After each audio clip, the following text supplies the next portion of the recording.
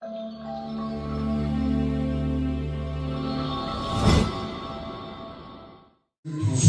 veut avoir pour Dieu, Père et Maître et Seigneur, Jésus-Christ de Nazareth. Est-ce qu'on peut acclamer Jésus pour ça?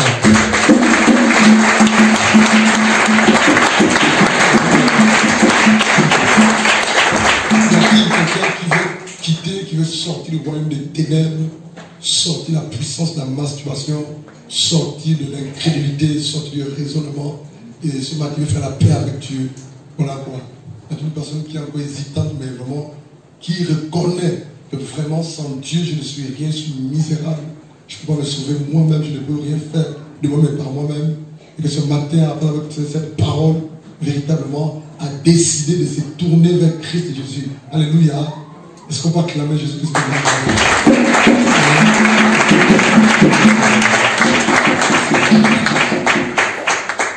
Y a-t-il quelqu'un qui veut sortir du péché de la masturbation ce matin? Y a-t-il quelqu'un qui veut sortir du péché de la masturbation ce matin?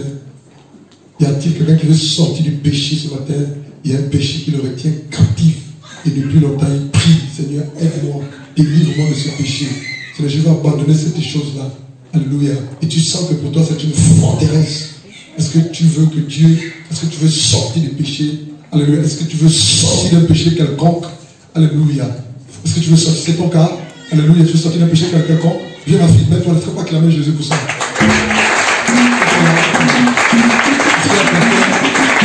Il y a un péché qui l'attrape, qui le lie, et vraiment tout le temps il prie, mais il n'arrive pas à ce que ce matin il veut sortir du péché du mensonge, alléluia, du péché de l'adultère, du péché de la fornication, alléluia, du péché de quelconque péché en fait. Est-ce que tu veux sortir de ces choses-là? Est-ce que tu veux sortir de la puissance du péché? Est-ce que tu veux sortir des liens du péché? Acclame Jésus, mon Jésus. Acclame Jésus.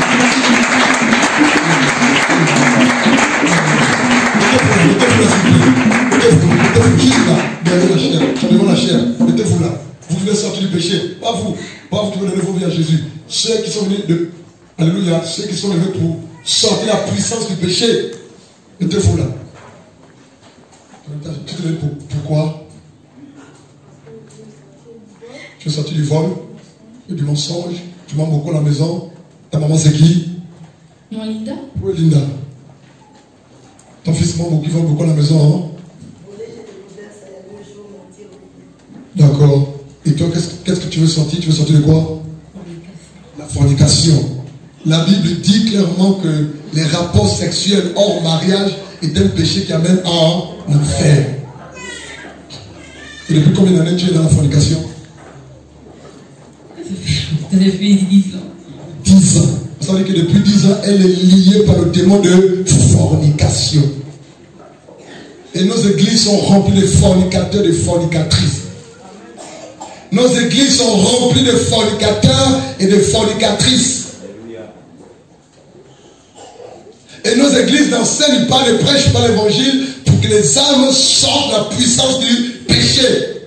L'évangile qui est prêché ne pousse pas, n'active pas, n'oblige pas les hommes et les femmes qui sont dans nos églises de sortir du péché.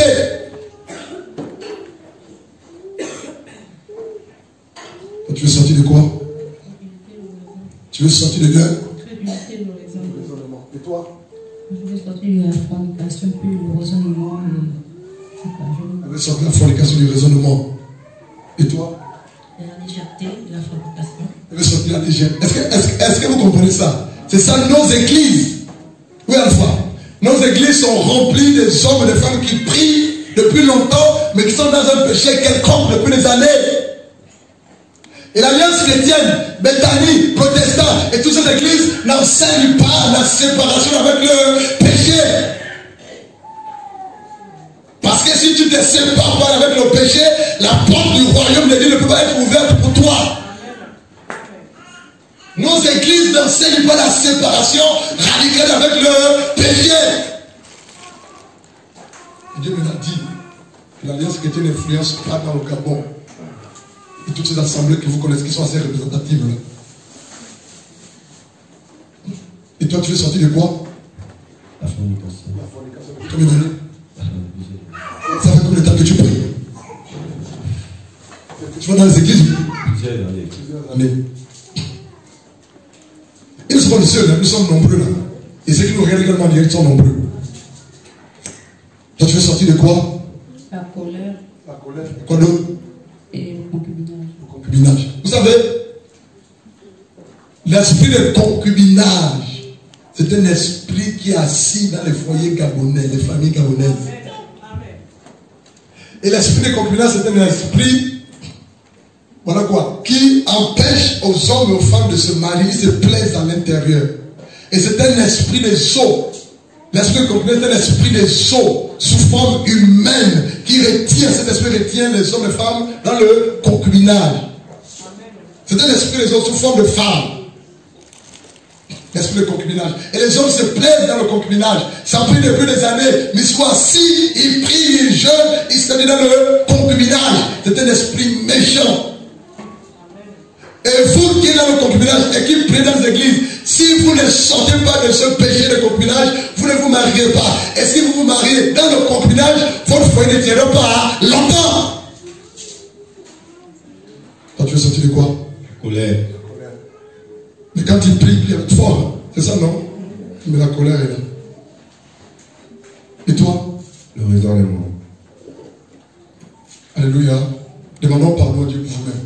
Chacun demande pardon à Dieu. Il le demande, et le pardon que demande à Dieu, si vous voulez que ce soit sincère et réel, il faut que ça soit suivi de la séparation avec ce pourquoi vous êtes levé. Il faut que ça suive. Alléluia. Si je veux pardon pour ceci, il faudrait que tu arrêtes avec ça au nom de Jésus. Un pardon, une repentance, sans séparation avec ce pourquoi tu as demandé pardon, n'a pas de fait. Amen.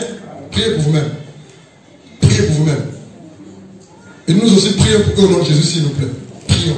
Qui est assis, repends-toi de ton péché, repends-toi de ton péché, repends-toi de ton péché, et même pour toi qui es assis, repends-toi de la légèreté, repends-toi de la fornication, repends-toi de la haine, crie à Dieu, repends-toi à Dieu, l'orgueil, le mensonge.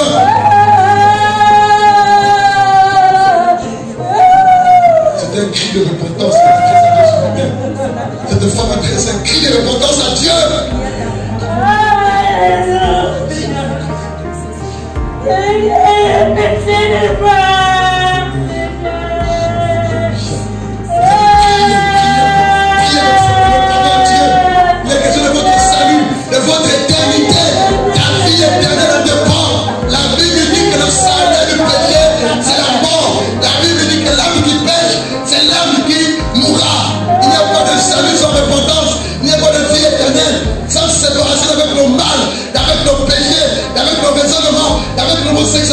Avec le concubinage, avec la fornication, avec le mensonge, il n'y a pas de salut sans séparation.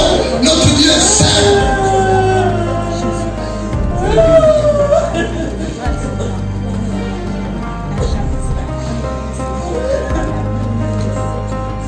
C'est l'esprit de Dieu qui le convainc, qui est convaincu de s'élever. C'est comment en fait. Vous voyez les gens s'élever, confessant leur péché, l'adultère, les fornications, le concubinage. C'est l'esprit de Dieu. C'est le Saint-Esprit de Dieu qui convainc, qui parle, qui démontre l'urgence de l'éternité. L'urgence de l'éternité. L'urgence de l'éternité. Tu peux mourir sur la terre, mais où iras-tu? Ton travail va rester, ton argent va rester, tes comptes, tes projets vont rester. Et c'est l'enfer. Et sur la terre, Dieu va te délivrer.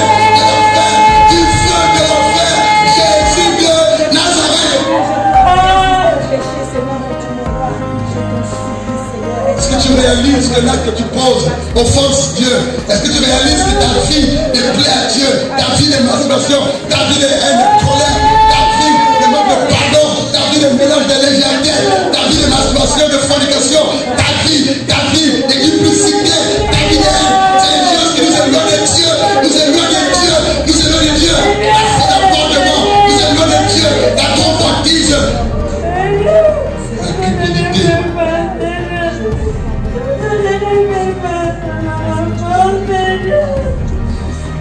Soyez sincères dans votre repentance. Soyez sincères. Soyez sincères dans votre repentance. Soyez sincères.